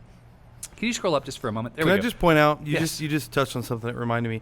So far, my favorite part of working here is that I'm literally making friends everywhere. You just said friends in Ohio. I have friends in Ohio now just because of Aviator. Yeah, dude, you have friends Yeah, everywhere. I have friends everywhere now. What's up, friends? You have family everywhere. That's Yeah, the cool it's thing with so Aviator. cool. It's different Yeah. than just friends. You have people you can rely on. We've Right. got Craig Taylor, who just left a comment here. He says he bought the wrong lamels, right? Yeah. He also just bought a house in the next town over. If you guys don't remember, Craig Taylor learned to fly with us in January. Yep. It was a first class you were a part of. Yep. Craig has one leg, right? Lost an automobile accident, and he sponsored a resurgence candidate who also has one leg. His only stipulation for coming to train with us was like, listen, I want to come and train. Yep. But I won't come and train until January of 2019. This Yeah. is like 6 months before, 8 months before. Right. And I want to sponsor someone from Resurgence who's lost a leg in combat. That was so cool. And they both foot launched like bosses. Yeah. And then that his was so wife cool. was looking at houses like a month later, and they were looking for like a rental property Yeah. to come down here and rent. And they freaking bought a house up the street. And apparently it has a nice pool that we were allowed to go crash. So Yes. Ask if we can bring students. can we? So the summer months are coming up. Can we? Okay, his wife said no. His wife says no. I don't blame her. Yeah. Correct. Mark Dillner says, my wife, the marketing expert in our family, would like to know why you chose the middle A for the wings instead of the O for the wings or the first A. Honestly, because we tried a whole bunch of different stuff, and I like the A best. Can I touch on this as the marketing guy? Of course. We use the A. That's called a pictorial. Yes. And we use that as a lone icon. And if it was an O, it wouldn't make sense for our brand name. It would not. That's the reason. So we need the wings. Why it's the middle A? I mean, it looks a little better. It's not quite as balanced. Okay, we're getting off topic. This is about paramotor, not about labels and marketing. Sorry. Yes. Sorry. Yep. So the thing is, there's a lot of things that went into it, and quite frankly, a lot of it was just because when the Aviator logo was initially created, it was for a YouTube channel that I started 9 years ago, 8-9 years ago, long before Aviator Paramotor came to life, and I had a decent following on Twitter, and I asked for graphic design help, and I had this guy offer to help me make a logo, and he just made this logo, which is the logo on your shirt. Yep. And it was awesome, and I liked it, and I was like, sick. And then the Avengers came out right afterwards, and I was like, they stole my logo. It has officially become the most recognized logo in the community. Maybe so. Yeah. Maybe so. No, it definitely has. Carmen PPG asks, it's a complete mixed bag with everyone I asked, but what are your thoughts on the split leg harness? Have you flown one? I don't know what it is. It's like the Oxygen 1 kiting harness. Oh, no. Okay, so this might get PG. What's that mean? PPG? Our friend John here has a severe traumatic past with traumatic injuries to his taint. Yes, I've done some kiting. With I've had some injuries. kiting injuries. I have the doctors called an enlarged taint. This just went off the rails. I have an enlarged taint, so I can't use the typical harness. Frenulum. What's it called? It's a perineum. Perineum. Oh my god. And John's out. So he has used as a bigger guy, he's used the split leg harness. It didn't go so well. Now, mind you, the night that this taint damaging happened was a night that he asked me. He said, "Eric, can I go kite?" And I said, "John, it's gusting 17." What about your taint? And I said I said it's really not a good idea because it's too windy. And John said, "I got this." And the next day, when I came back into work, I had a bit of a waddle. it looked as if Nina had done things to you that we can't speak about. Can I show it? Let me show the taint. No. They need to see it. No, we have Okay. to keep it family friendly. My parents are watching. Follow me on Instagram. There's videos of him in leggings that are glorious. Thanks, Ron from Lone All right. Star. So yeah, I would say more, but honestly, my heart hurts just saying what I've said so far. As far as split leg harnesses go for flying paramotors, I have flown them. Their only benefit would be that you're already in the seat after you're off the ground. I found that weight shifting is very difficult. I found that it's considerably uncomfortable. Even with perfectly set up hang points, I find it to be a challenge. This is what you would tow in? No, this is a flying harness. APCO makes one that's a split leg harness. Instead of having a seat board, you have two like cups around your legs. Oh, okay. I see. Two leg condoms. Right. Yeah. So I don't prefer it. The seats are so comfortable. Yeah. Why would you want to go away from having like an easy chair in the sky? Karma. I don't know about that. So I don't recommend it. I will fly a split leg for speed flying. I've flown it for paragliding. That's fine, but in a paramotor, I don't prefer it. Let's see. Cody is September 21st. Yes. Awesome, dude. You're in a great class, actually. Yeah, that's Eric, a really good class. Marku. Eric, I got your message, and we did talk at length last podcast about what the fuel injection does. I don't want to get too into detail because I don't want to sound like a sales pitch. Basically, the fuel injection is designed to increase reliability, make starting far easier, allow you to decrease your fuel consumption massively. It makes the power band non-existent. It's just a smooth, constant linear power. It uses maps, and it allows you to fly the same programming, whether you're at sea level or 10,000 feet. It should start in one or two pulls. It doesn't require any priming. It's all done for you. And how many carb repairs will I Oh my undergo God. after? Yeah, so no more cleaning your carburetor, no more dealing with the biggest thing for me, because cleaning the carburetor has been part of my life for 7 years. Not most pilots. Although over the last 3, I've had a mechanic who does it for me, which has been like the best thing ever. If you want to have a great paramotor life, just have a mechanic that works for you. Alex is the man. We got a guy. Kyle was the man before that. Let them clean it for you. It's fantastic. But basically, it just makes everything simpler for the end user. You'll never find a carbureted car in 2019. Right. You know, John drives a Tesla, and you think that engines are obsolete and stupid. Yes. Right? Yep. So motors are where it's at, not engines. Mm-hmm. So this is the 2019 paramotor equivalent, is that we at least have, fuel injection that works. Right. We are now officially, we have arrived at the year 1955. We've arrived at the we're on our way to 2014. Yeah, we're well on our way. Yeah. So yes, my encouragement would definitely be to consider the EFI if you want something that's more user friendly. It is expensive. It's about 5 times the price or 6 times the price of a carb. I think that the Vitarazi. So one of the things that people don't realize, and I see this all the time on Facebook. People are like, "Oh, I bought myself a WB37 on eBay, and my Vitarazi's not running right." Alex, I'm going to ask you off screen. How many hours of machine work does Vitarazi do? It's 10, right? They do 10 hours of machining on a stock carburetor. So if I don't have the specs on that or the machine to do that. You mean you don't have a $500,000 machine to do the work? Well, I mean, I do, but they may not. So Vitarazi does all this machining to be able to have everything perfectly designed for their engine. So the moment you put a WB37 on their engine that's not a Vitarazi built one, your warranty's void. Now, that said, because we haven't had the meeting with Vitarazi we were hoping to have today, the moment you put our EFI on the machine, your warranty is void from Vitarazi. Now, obviously, if there's a major issue and something goes wrong, Aviator will always make sure that we have happy customers. Of course. We're working on some really interesting things with warranty anyway, because we want to offer better warranties than anyone else does. So there are definitely things that we'll encourage you on, but yeah, EFI is awesome. Yeah. We're flying it. The main unit we're flying it on right now is our tandem unit. We've been flying it on our tandem unit since January. Actually, before that. No, it was January. It's flown probably 100 and something hours, 160 hours. I haven't looked at the TAC, but it flies a ton. My dad flies a ton of tandems on it. Right. And he'll literally take off with this much fuel, about 2 liters of fuel, to go for a 40-minute flight. And he's like, "No, it's good." I'm like, I burned 5.5 liters an hour on my my Moster, because I'm flying a small wing. But literally, like 5.5 liters an hour is reasonable. 6 if I'm just doing acro, full power. So to burn 2 liters, 3 liters an hour, big win on a tandem. Yeah, and my understanding is it's gotten even better since then. That was December. That was the old mapping. And now it's got even better. Yep. Wow.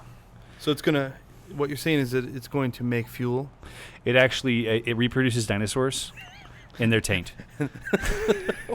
Why? Why? Okay. Michael Regis, how much weight will the EFI add? It's around 2 pounds. I don't have the exact weight. I'll have to weigh it for you the next time we have a full kit here. It does add around 2 pounds. E-Teamer dude, what's the largest fuel tank for the Ryder? I believe it's the one that's behind us. It's a 15-liter tank. Is that correct, John? Did you say fuel taint? Fuel tank, yes. Yeah, it's something like that. I don't know. Oh man, It's big. I mean, it's like 3 or 4 hours of flying big. yeah, it's a lot of fuel. That's actually the tank that the guys for EXO just took back down to Mexico. They're going to fly through some crazy country, and Ross is all excited. He's got this like 15-mile water crossing he's going to do, and I think he's insane, but He good for is. him. I hope he has all the flotation. He has All of it. 8 sets of flotation, so he will be a giant bubble boy. If he goes in the water, he'll be a bubble boy. He actually won't be able to touch the water.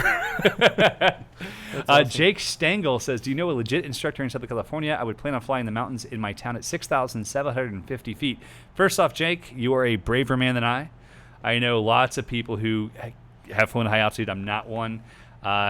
I've flown, my highest was 5,400 feet, and that was a good run. It made my most 185 feel like a top 80. On Evolution, by the way. It was on Wow. Evolution 2. It was a fantastic setup. I took off, and I flew, maybe it wasn't 54, it was 4,500 feet. I took off, and I flew to the point of the mountain on the south side, shut the motor off about 3 miles away, was able to glide in, and then I flew for 2 hours. No motor, just ridge lift. It was so epic. One of my favorite flights. All right, so we have questions coming to my phone. Let's see. Karma PPG, unless I'm mistaken, doesn't touching the high-end circuit also void the warranty on Vitarazzis? Yes, it does. Eric, it is on the market to buy now. Today is the day. There is a slight delay in assembly time. You have to bring your motor to one of our authorized installers. Right now, that's us and our engineer. Very quickly now, we'll have at least 5 more installers. The closest one to you will be in Michigan. So we have Ohio right now. Is that what you're saying? Yep. Here in Ohio. So Lake Wales, Florida, or Ohio. So if you're somewhere near there, you can get this installed. And it's not like I heard you say when I was sitting over there that it's a little bit expensive. It's not expensive. This is very. I mean, this It's is very cheaper than we cost thought it would efficient. be. Yeah, it's very cost efficient. Yeah. Especially if you're the type like myself who will never repair a carb. I'm going to buy a new carb every time there's anything. I'm not going to clean it. I'm not going to repair it. I'm just going to keep buying new ones or EFI. Or paying. Or the Alex's electric to- motor. I'm an electric motor guy though. I'm a Tesla guy. Like I'm an electric guy. The burning up the dead dinosaurs. I'm ready to stop doing that. So I like the way you plan, except for the fact that you have a Tesla in Florida, which has a lot of coal energy, so you're still burning dead dinosaurs. You don't want to talk about it, do Pikachu you? face. Pikachu face. All right. Question from, was it from Alex? I can't remember your guy's name. From Angelina. I can't remember. Alex Diaz maybe. Alex right? Diaz. Alex Yeah. Diaz. 46 days. 46 days. 46 days till training. That takes us to. I don't know. I don't know. I don't know. I can't do the math. That takes us to our July class. July 6th class. What makes a good pilot? What are the skills a good pilot should have? Oh, I can easily answer this. That this is- hair? You have to have killer hair. No, you go ahead. Okay, so the big thing to me about being a good pilot, it's more than being a good pilot. It's being a good aviator, being someone who, which it's funny because I come from an Air Force family, but I love the Navy calls our pilots aviators. I think that an aviator is someone who aviation becomes them. It becomes part of who they are. It becomes deeper than just something they do. It becomes part of their soul. That's why we're called Aviator. And my cousin and I both had the license plate Aviator in high school, and we still do. The biggest thing, and there's a lot of pilots. There's a pilot on YouTube all the time who's flaming everybody else, and he's a phenomenal pilot. He's a terrible aviator. And the difference to me is the decisions they make.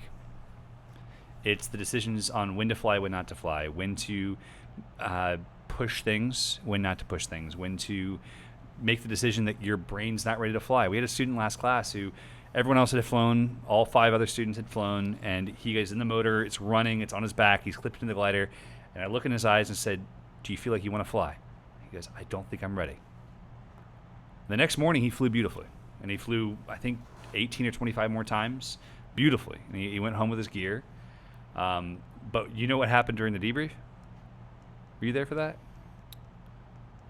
I'm trying to remember which student it was. Well, I remember the story. I don't want to call him out by name. Yeah, but don't do that. He shared his experience, and the 8 instructors in the room and the 6 students in the room, aside from him, so 5 students, all gave him a round of ovation.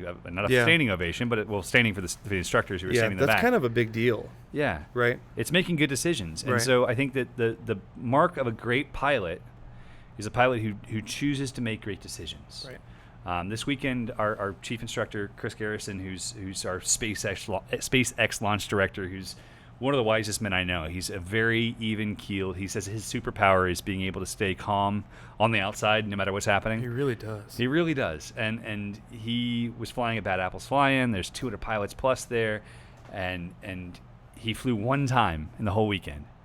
And he just said, you know what? It's not worth the risk. Right. And he said people are like flying like crazies, and there's all these people in the air, and there's like 30 broken props around him, and all this. It's a SHIT show. Like, it's just not good. It's just not safe. It's a taint show. It's a taint show. Yeah. So I think that the biggest thing about being a good aviator, a good pilot, is choosing to pre-flight what's between your ears first.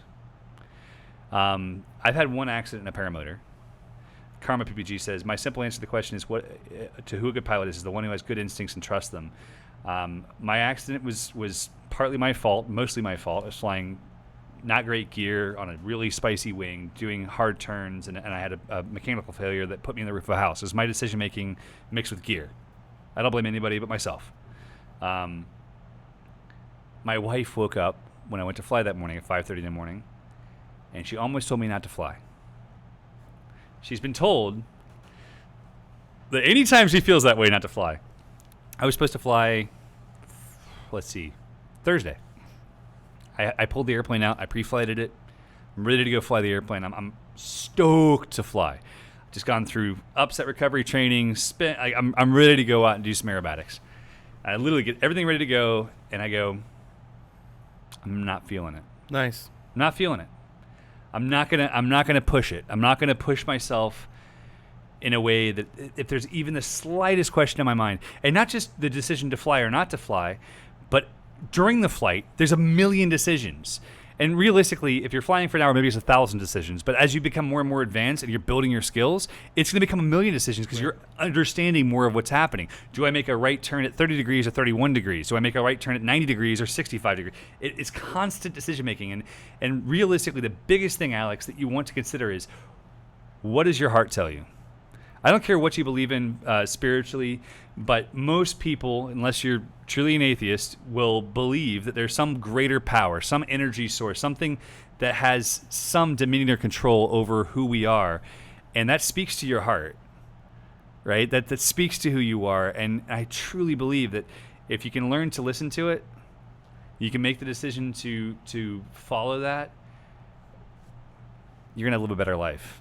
Not just flying, everywhere. Right. So it's a really long answer, but that's my heart. It answers it for me. Yeah, and also when you're doing really, really well, like John usually is, because he's annoyingly talented at everything, including his wife selection, who's behind the camera now. Hi, Nina. Take a step back, because they need to know that Nina, the really pretty one who was just sitting here, that's his wife. Can you believe that? It's amazing. That's my wife. I know, he's a lucky dude. I'm really proud of him. I know. He's almost as lucky as me.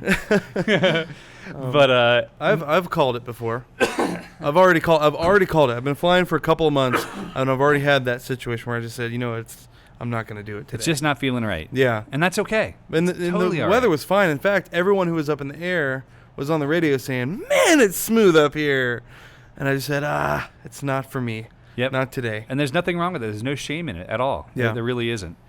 Chris Park asks, once you leave training and go back home, how do you find places to fly legally? Trees and power lines everywhere. Google Maps, high school fields, public beach, some dude's farm. I'm going to answer that question in a few different ways. One is, if you come and train with us, you're going to be very blessed because we have hundreds and hundreds and hundreds of students that have come before you, that are part of the Aviator family. They're part of a private Facebook group. They're intermingled. We're working on an app that allows you to connect with them once you're a student. But right now we're able to connect you because if I saw earlier you're New Hampshire, I can look at the map and go, New Hampshire's close to this state and that Right. state, and let me connect you with Johnson Q. Let me connect you with Right. Craig Taylor. Let me connect you with, one of 30 or 40 previous students in the Northeast that can show you places to fly. So what you're saying is somebody's already done the work for you. Well, Likely. we talked about this 2 live streams ago. The rarest thing in the world is a unique idea. All right? Right. It's my first mentor Right. taught me this when I was 15 years old, and it's the truth. Like, it's the rarest thing in the world. So Right. if you are looking to fly and you're in Nantucket or you're in New Hampshire, someone else has probably come before you. And as the sport grows more and more well. Right. So we will connect you with a flying family, something to be a part of. If you don't fly with us, get on Facebook. There's a huge community, 25,000 people on the paramotor group now. Yep. You can find someone that's close to you. It may not be down the street, but they'll be close enough. If you're anywhere in the East, my understanding is that Woody's gamer tag really wants you to fly from his yard. Mm-hmm. He wants you to fly. But only if you deliver 20 pizzas that you haven't paid for first. That's usually his goal. Yes, he'll handle the pizzas and let you fly from his yard. Just kidding. Don't do that. Don't do that. If I didn't fly every time my wife thought I shouldn't, I would never fly. I say this with a heart of gold, and I'm totally joking, but maybe find a new wife. No. I'm kidding. Or Sorry, sweetie. teach her to fly. Actually, that's a huge point. That's a big deal for couples. It really is, and actually not just couples, but family groups in general. We had a father and son come up to us at Overland Expo this last weekend, and the son's 17, and they're both looking at the paramotor, and the son's eyes are this big, and dad's like, "Oh yeah!" And I said, "Listen, my favorite memories with my dad, my favorite memories with my brothers, have been flying with them. And when you do this as a family, if you want to hear my heart on this, take 3 minutes out of your day, maybe it's 4." Go to youtube.com/Aviator, scroll down about 7 videos to the Mardi Gras video. It's about way more than yourself. When you fly, you do what's right for you, which allows you to do what's right for your family. When you do something that builds up your heart, fills up your cup, it allows you to serve others. And there's so much value in making sure that you're in a position to actually serve people. It's huge. Yeah. It's really, really huge. Yeah, that's very true. Dwight, thanks for watching, my friend. Guys, it has now been 90 minutes nearly from the beginning. I'm going to give you guys one more opportunity for any other questions you might have. We're always here to serve you. It's not just a thing we say. It's ridiculous. I can't get Nina and John to stop working. I can barely get Alex to stop working for 5 minutes. The entire team here is addicted to the idea of being able to serve your needs. I'm going to answer one quick question on the Mac Paracharger. Buzz and Baz says, what do you think of the Mac Paracharger? Full reflex for thermaling, PPG, and cross-country. Excuse me. As a big fan of B-rated standard to reflex gliders, I feel like the Mac Paracharger, for my personal opinion, I don't sell them. This may come off as a sales pitch. I feel like the Mac Paracharger is really outdated. It has really poor launch characteristics. It's heavy. The input pressures are challenging. It's not a bad wing. In fact, it's a considerably better wing than a lot of other wings in the market, but it has been trumped by newer gliders. And not just from Ozone, although obviously we sell Ozone. I love the Spider 3. I love the Roadster 3. They're so much easier to launch. The brake input pressure is so much lighter. Flare is better. The inflation is effortless comparatively. I would encourage you to try a modern ENB/reflex wing. The important thing to recognize is that in the last 7 years, we've gone through 4 to 5 major generational shifts in what gliders can do.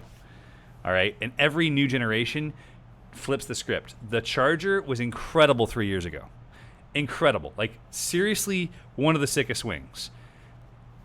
But now, it's like, it's a carbureted engine. All right, it's just a little old. It's getting a little tired. Things have changed a lot, even in the last 2 years. They really have. They really have. Yeah, there's a lot of big changes recent. Jonathan Doe, what do you tell family members who don't want students to train out of fear for their safety? Honestly, if you have a family member who's not comfortable because of safety, I would encourage them to look at the statistics of what can actually go wrong, particularly in the training phase. We have trained hundreds and hundreds of students. We've had 2 people ever get hurt.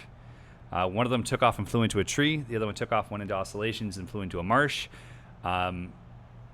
Mistakes definitely happen. Statistically, this is safer than riding a motorcycle. It's statistically safer than flying in a small plane. You're welcome, John. Is it something you can overcome? I don't know. It depends on your family.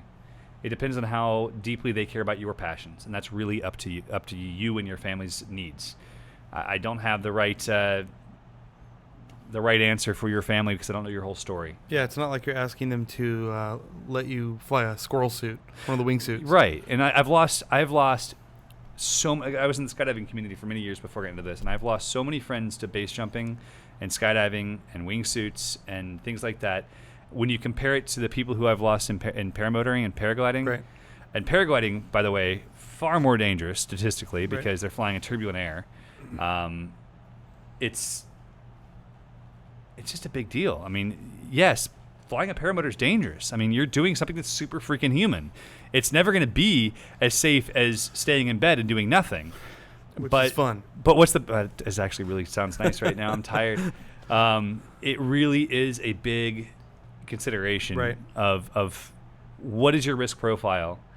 You know, if you choose to fly in perfect conditions on the safest equipment with a reserve and a flotation system with a great instruction, great training, this is really safe. Right. And actually, you just brought up something that leads to a question I have for you. When we were at the Overland Expo, I got this question quite a few times. And all I had was my thoughts on it, my opinion, but I'm not a free flight guy. I've never done paragliding. You're going to soon. Of course, and I can't wait. But people were asking me which should I start on, and my opinion, maybe I'm wrong. I want to know what you think. My opinion was that having a motor is almost like an additional safety net. One, we're flying in the morning and in the evening when conditions are more calm. But then also, you know, I feel like I would get into a position while paragliding where I just wish that more than anything I could just go up instead of down, and having a motor is a safety net. What do you think? I think that you're right in many ways. I think that there's no wrong way to go about it. If you go to a great paragliding school, Superfly, Cloud9 in Utah, those are two great schools. Excuse me. There's many great schools all across the U.S. and across the world. They're going to put you in conditions that are fairly safe, but inherently they're going to put you in conditions that are less safe than paramotoring because they don't have lift. We do. Right. We have automatic we lift. make our own. You squeeze your hand. Shane Right. Denneher from Team Fly Halo, or previously from Team Fly Halo, always said it perfectly. He said it's the arcade game. You throw a quarter in it, or you squeeze the throttle, Right. you go up, right? Right. It's an amazing experience. And he was a big free flight pilot before he got into motors. So one of the things I've said in the past, and this is the truth, I have a handful of friends who've broken their back flying paramotors. I have a handful of friends who haven't broken their back free flyers, like people who are hardcore free flyers.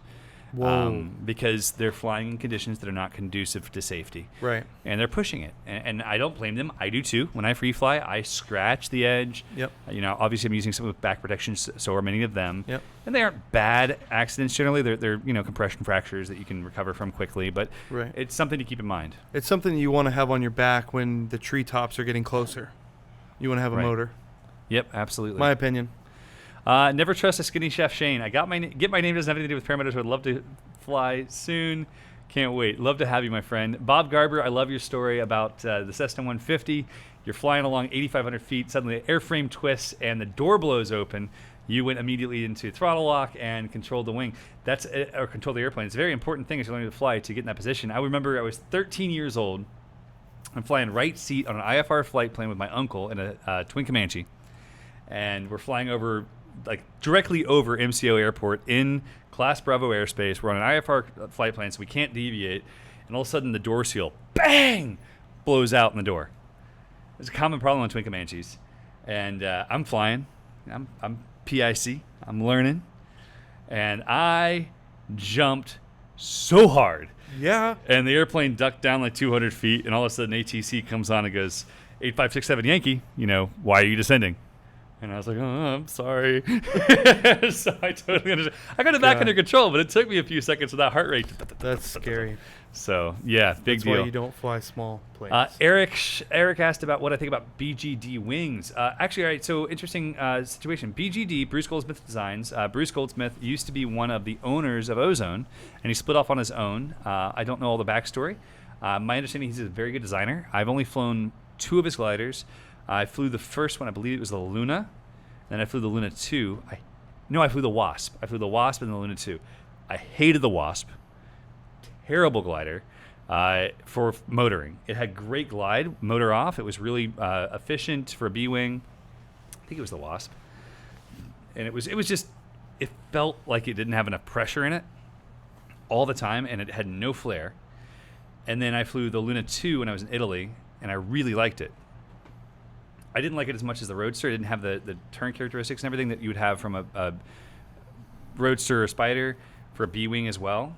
But it flew great, and I was flying in some wind, so I didn't get the opportunity to have a no-wind inflation, but it was a really nice wing. And Manu is a team pilot for them. Manu's on our Paradigm team. I really enjoyed it. I can't tell you too much about it because I have about an hour of flight time on it. Are they at least Ian certified? They are, I believe. They have the best color schemes of anything in the business. They like rainbows and stuff, and that's freaking cool. Nice. So, yeah, that part's great. Mad Dog Morgan says, for all the noobs out there, I'd like to see more on wing maintenance and inspections. We only seem to hear about the engines. We can work on that for you, Mad Dog. You only hear about the engines because, quite frankly, the engines are what break, and almost every wing brand out there is excellent. There's only a few wing brands that I won't fly. There's a lot of motor brands I won't fly. So the motors they tend to break much more frequently. So Joey Eggenberger, I haven't got a Charger and find it extremely easy to inflate and launch. What ozone wing would you say is comparable to the Charger flight characteristics wise, but easier to launch? Both the Roadster 3 and the Spider 3 are going to be effortless to launch in comparison to your Charger. Again, this is not bashing the Charger. Andy McGavin's a friend of mine, phenomenal human being. He's the importer for the U.S. The Roadster 3 is so easy to launch, it's like cheating. The Spider 3 is so easy to launch, you wonder if there's actually helium in the wing. You can kite that indoors, right? No, literally, there's a video of it being kited indoors in a 360-degree circle. It's crazy. So ridiculous. The turnaround you never expected. Yeah, it's crazy. nuts. So you're not going to go wrong either way. If you'd like to try one, come down and visit. We'd love to have you. We have them all here.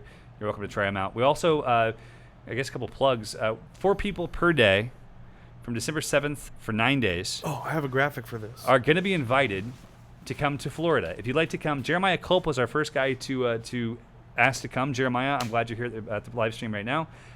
We are inviting you guys to come to Florida for some VIP style experience. This is an opportunity to fly the latest and greatest of everything we import.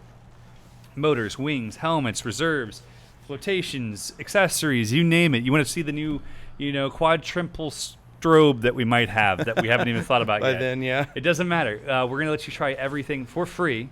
Come down here and fly in Florida. We're taking 4 reservations per day times 9, so you guys do the math. And you're most welcome. That's 36, by the way. Thank you. We'll have 36 people here because we want to be able to share with the community. I know it's not a huge section of the community, but 36 people get the opportunity to come down for free and try everything we have new. Yeah, we want to do more. Maybe another time in the year. We'll see. That's actually during a class. We have a trike class that starts on the same day. So if it works out, this is our first time doing this. It's not a fly-in. But if it works out, then we'll see if we can do it again. But just to clarify, I just want to make sure I understand what you just told the people. Are you saying that up to 4 people per day can reserve a slot on our website? They can. Is that what you're saying? I'm saying they can email John at aviatorppg.com Or go go to the website. To the website. Yeah, and book a spot on there. There's a Wow. spot. You can go in there. At the very top it says Aviator Days. Find the date that works for you. Book your spot. And this part is very, very, very important. It says that it's $50. It's not $50. It's free, but you need to use the promo code podcast. Podcast. That's PODCAST, podcast. That will remove the fee and allow you to book for $0. So I assume that all 36 spots will be booked when I wake up tomorrow. Most likely. So go ahead and grab that tonight. And then what you're saying is you're going to let these people try out the new Spider 3 that's not even out yet? If they were to come next month before it was out, yes. But there may be a couple other wings, if they have the requisite experience, that might be unreleased yet to try. Wow. So Dave Count says, I want to come, invite me. You just heard how. We don't have to invite you. You're invited. The key is you have to be at least a PPG-2 rated or equivalent pilot. I recognize that PPG-2 doesn't really matter because a lot of people give them away like water. If you have, let's say, 50 flights and you know what you're doing, you may come. Yep. There's a little form to fill out that'll ask you what your experience level is. Please be very honest with us. Yeah. We really, this is just for experienced pilots. And we don't want to have people coming here for instruction because we can't teach you. And if you come here for instruction during Aviator days and you break our equipment, you're going to have to buy the equipment. Now it's totally ruined the experience for everyone who's coming after you. Don't do that. Yeah. Yeah. So will we have the Parajet Maverick available for a try? We'll have the Maverick. Out? We'll have the Eclipse. Wow. We'll have the new one that no one's heard about yet. Oh, are we going to let them? The Aurora. Okay, well. It's the green Eclipse. Go ahead and cut the special. feed. Cut the feed. Go ahead and cut the feed. So we have lots of stuff going on. David Nickerson, we'd love to have you. One circuit. Please don't do this for free. Your time is worth something. This is an opportunity for us to get back to the community. Just like this podcast, we try to spend some time with you guys. We do our very best. So would you scroll up for just a moment? What's up, Daniel? James Dunn says, so I could buy a Mojo wing this summer and upgrade to something more in December once I have more experience. Exactly. Yeah. That's exactly why we're doing this. If you are training this summer and you buy a Mojo and you get some flight time under it, we're doing this so you have the opportunity to try the Roadster, try the Spider, and see which one's right for you. If you want to, let's say you have 150 hours, you're ready for a Sirocco, maybe a Sirocco 2, Sirocco 3, Sirocco 17, never know it's going to be out. We want to do our very best to be able to give you the opportunity to try it first and do so in a kind of event-based thing. Yep. We've joked about John picking you up in his Tesla or me picking you up at the airport in my airplane. You know, we want to make it an experience. We want to make it kind of fun. We'll figure something out. We're gonna see how things go. James Dunn will be here in 3 weeks. James Dunn, can't wait to have you. Daniel Nickham says, holy hell, is that humble, John? He's so humble. It's a superpower. It is his superpower. Phobio, tell us about the Aurora. I can't tell you anything more about the Aurora except to say that it's electric. Boogie, woogie, woogie. There is no Aurora. Forget it. Forget you heard it. And we never had this conversation. This is why we have these podcasts, so I can share stuff I'm not supposed to. Gregor, it's great to see you, my friend. I hope you're doing well. Miss seeing you, brother. All right, guys, this is it's continuing on. So, Romeo, always good to see you, my friend. Guys, it's been a great show. We're an hour and 41 minutes into the main show, 2 hours and 11 minutes into the rest. Janelle Gauthier, please email John, JOHN, at aviatorppg.com. Pretty please. Thank you, sir. James Dunn, 10T minus 25 days. Ripman Writing, always good to see you. Let's see, anybody else that we need to talk? Andrew Finnegan, good to see you, man. Come and freaking visit soon. I know you're coming to training. Andrew has a P3D Tesla Model 3. Nice. He wants to race you. Oh, that won't even be a thing. Because yours is so much slower? You're right. I just want to point out if you're listening now and you're in a future class, especially if you're in the June 15th class, 2 students in that June 15th class have a wing and they are practicing kiting. So now we've got a whole thing going on. We've got 2 students that are going to be competing for top student, most far ahead of the group.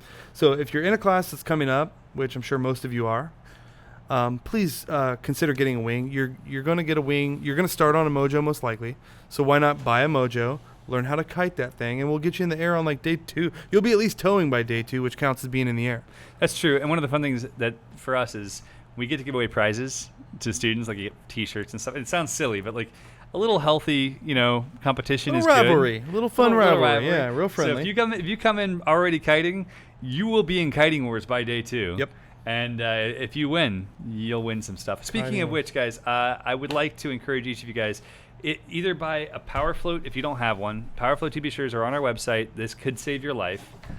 Or pick up one of these snazzy little water bottles. They're aluminum. I think, how much are they? I don't remember. $5? I don't work here. No one works here. All right. So water yes, bottle. it's $5. Can we increase that? It's $5. This is what I keep on my desk now. If you guys will pick this stuff up, of the people who buy these, I will pick out 2 winners. You're going to get something that is worth at least 5 times what this costs. For every water bottle that is purchased tonight, or Power Floats, 1 penny will go to the live stream budget. So maybe we can get a third mic to have a second guest on at the same time. I'd like to get like 5 more mics, 3 more cameras, 10 more lights. Let's just go ham. So let's have each of you listening and watching now to go on and buy 30 water bottles.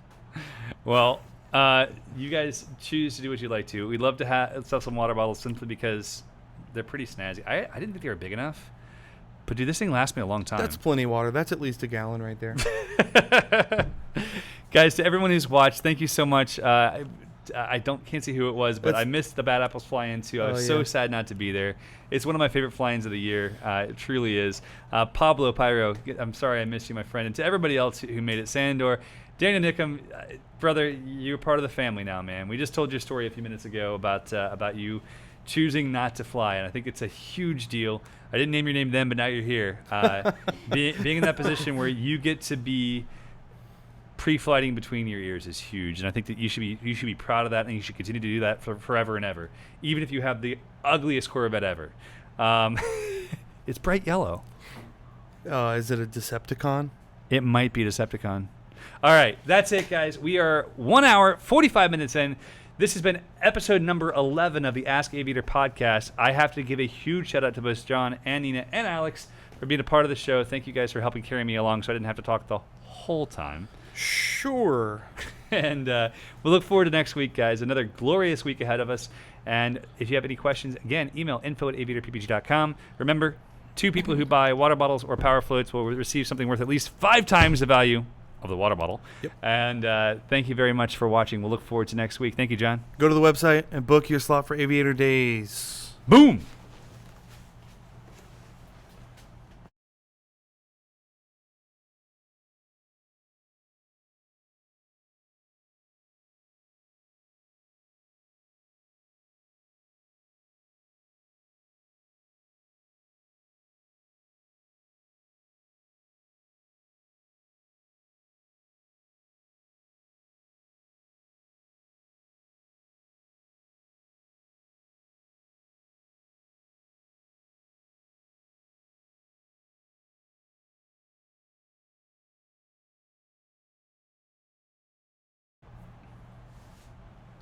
All right, guys, we're back for a special edition, late edition of the Aviator Ask Aviator podcast shenanigans. This is now episode 12. No, I'm just kidding. It's episode 11.1. And I know that there's still probably a few guys out there watching. And I want to bring this up because this is a big deal. It's something that doesn't happen very often. But one of our alliance partners, Fly My PPG in Michigan, one of my favorite places I've ever flown. They're surrounded by lavender and mint fields. It smells like heaven, and there are sheep across the field. It still smells good, okay?